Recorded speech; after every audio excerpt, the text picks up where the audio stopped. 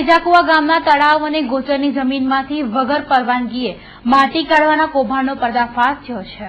પાદરા તાલુકાના સેજાકુવા ગામમાં કોઈપણ પ્રકારની પરમિશન મેળવ્યા વગર તળાવ અને ગોચર જમીનની માટી ઉલેચવામાં આવી છે, જે અંગે સ્થાનિક રહીશે પાદરા મામલતદારને એક આવેદનપત્ર પણ આપ્યું છે અને સેજાકુવા ગામના સરપંચના ઇશારે માટી કૌભાંડ આચર્યું હોવાનો આક્ષેપ કર્યા હતા.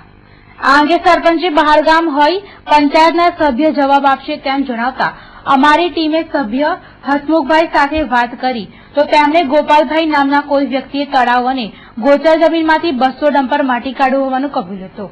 તેમજ આ અંગે રજૂઆત કરાઈ હોવાનું પણ જણાવતા સરપંચ સામેના આક્ષેપોને નકારી દીધા હતા.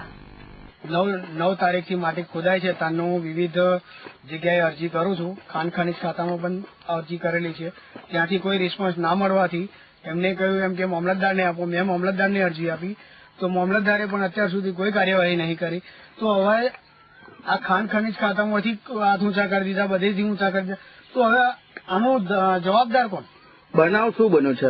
બનાવ એ બન્યો કે આ માટી ખોદીને અહીં બાજુમાં એક સ્વર્ગ નામની સોસાયટી છે, સ્વર્ગ મારું ગામ, ત્યાં લઈ જાય છે.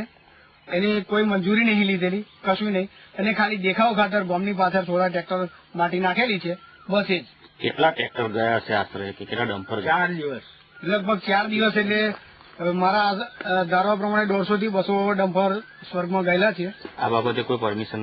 આ બાબતે કોઈ કલેક્ટરની કે કોઈ જગ્યાની પરવાનગી નથી, પણ જાણવા મળ્યું કેમ કે કંઈક અંદર એ લોકોએ સમજૂતી કરી લીધી છે, જેથી કરીને અમારી અત્યાર લગી જે પણ લેખિતમાં અરજી આપી છે એનો કોઈ નિકાલ થયો નથી.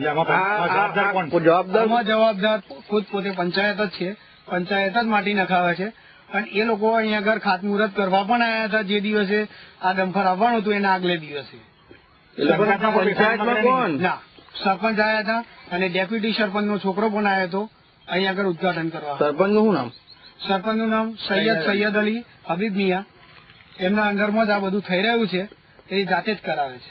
ખેર સેજાકુવામાંથી લાખો રૂપિયાની માટી ઉલેચાઈ ગઈ, છતાંય સરકારી તંત્ર કોઈ પગલાં ભરતું નથી. ગ્રામજનો સવાલો પૂછે છે પણ જવાબ મળતો નથી. ત્યારે જોવાનું રહે છે કે ગોળ ગોળ વીંટાતા માટી કૌભાંડનું સત્ય બહાર આવે છે કે